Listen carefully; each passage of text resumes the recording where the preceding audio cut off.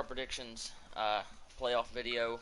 We're joined by two users this time. We have the Bills user eFly Yo. and the Rams user Jimmy. Alright, we'll be going through the week and then the two playoff games. Who won the NFC award for the week? Putting up crazy numbers this year. 12 receptions, almost 380 yards, and 6 touchdowns. I don't know who he played in that game, but You played the Packers. that's a bummer. Yeah, wow. And we got Roach with 6 tackles, a sack, 4 interceptions, forced fumble, and 2 touchdowns. Damn, that's a lot. I'm actually upset with Phil. He took over receiving yards in the league over McGraw. But over on the AFC, we have on offense Galloway with 19 receptions, 274 receiving yards, 14.4 receiving average, 6 touchdowns, and Glad for the Jets. 7 tackles, 6 sacks, 2 interceptions, and 2 forced fumbles, and a fumble recovery. And I think that's also the MVP. Yeah, I'm pretty sure he won the MVP there for the league as well. My stream keeps cutting in and out. That's weird. I think it's broadcasting now. Let's go over to the predictions for the games left. The playoff schedule. 2 games have been played so far. Patriots earlier today beat the Steelers 30-10. I didn't get to watch much of that game. It was 14-7 when I had to cut it off. And just a second ago, the Bears slipped by the Falcons 7-6 in a real defensive showdown. I'll briefly look at some stats for each one of these games. For the Bears and Falcons game, nobody really did anything offensively. Nobody had more than 50 yards rushing. Nobody had more than 120 passing yards.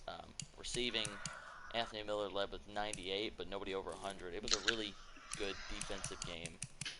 The only turnover was forced by Deion Jones, outside linebacker for the Falcons. There were 3 sacks in the game, that's it. One by Bilal Nichols, one by Takaris McKinley, and one by KJ Henry. So a real good defensive shootout there. Patriots game, looks like he led 24-7 and then kind of cooled down in the second half there. Joe Burrow went for 202 touchdowns. Tony Pollard went for over 100 and a touchdown. Chris Olave with 117 there.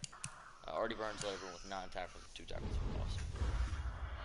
Alright, so these other 2 games, though, we'll go this one first, and, I know this one means a lot to you, E-Fly. Second time the Bills have made the playoffs. First time they got in, they lost, it was in Season 2, I believe. They lost to the Browns in the first round. Browns, first round, yep. I don't remember much about that game, but, I remember predicting you to win the game in the predictions video, and then the Browns ended up making the AFC title game. But this one, definitely a tough opponent, the Chargers. You have played him this year, if I'm correct. I think you beat him, didn't you? Yeah, I beat him in a close one. It was a really good game, actually. Yeah, that's what I thought. So we'll get our predictions here from each of you. What do you think about this one, Bills, E-Fly?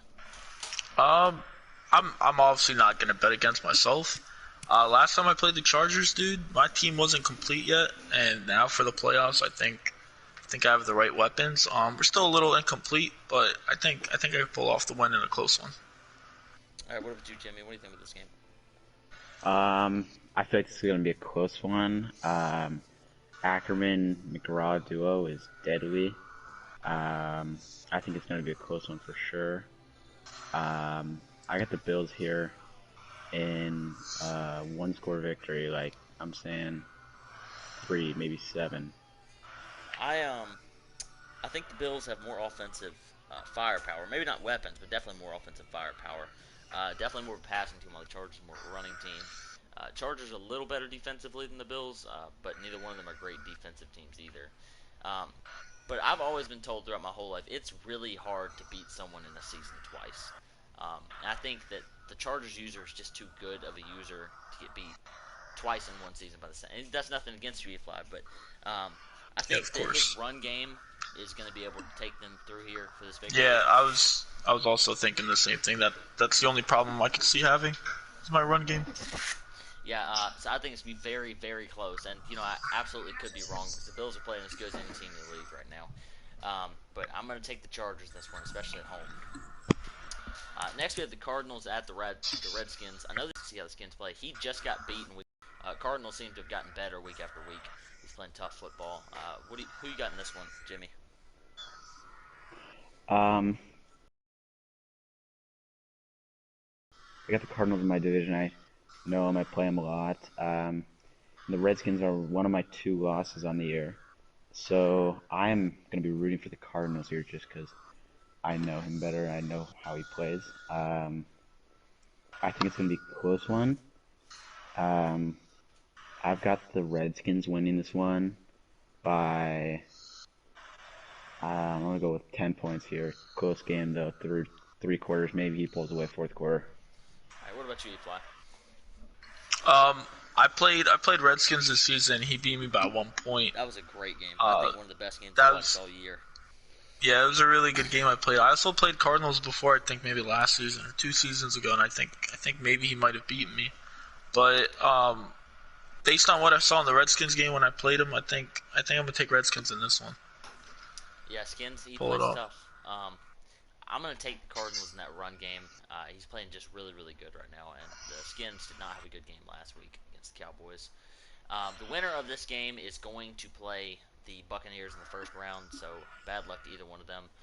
Rams and Bears are already set to play in the next round because it's the 2 seed and the 3 seed. So it'll be interesting to see who the Bucs advance to play. Patriots will be playing the Jets unless the Bills win. If the Bills were to upset the Chargers, then the Bills would get the Jets and the Pats would get the Titans. So I know the Patriots are definitely rooting for you, E-Fly.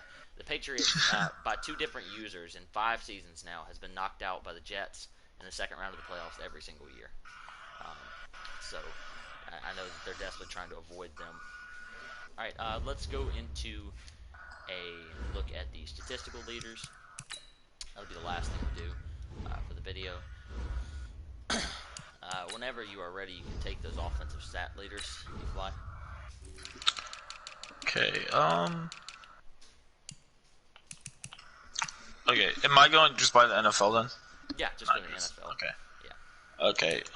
For passing, leading in passing yards, we have my quarterback, my rookie quarterback. I would like to add, Spencer Ackerman with 5,567 passing yards, 53 touchdowns, 49 interceptions. As the whole league's been saying, Jameis Winston rebirth. Behind them, we had Joe Burrow with 5,265 for the Patriots, and Tyree Jackson, and then Justin Fields. Wow, Justin Fields actually overtook Jaden Danielson. All right. Over for rushing, we have Austin Eckler. Oh, my bad. Also, you're good. The passing touchdowns there. Two of them really stand out more than any other ones. The Justin Fields and Tyree Jackson each threw 70 plus, but Spencer Ackerman did throw 50 plus as well. And I don't think he led the league in interceptions, so did he? No, it was Carson Wentz with 57. Yeah. So. Right, rushing wise. Rushing, we got Austin Eckler with I think he's actually leading the league in attempts and rushing yards. So 2,280 yards rushing and 314 attempts. 16 touchdowns. Leading in touchdowns, we have Todd Gurley with 21. The Rams over there. He also added 1,575 rushing yards. And leading league in fumbles was Russell Wilson. Yeah, he runs so much with Russ, you know, that stat's a little inflated there, but you got to protect the football. More sliding for you, CJ. All right. Over then for receiving. Leading in yards, we have Dion Whitfield, 2,735 yards. Right behind him, Jalen McGraw. Jalen McGraw was leading all season. Just my Week 17 game, McGraw only had 14 receiving yards on 2 catches.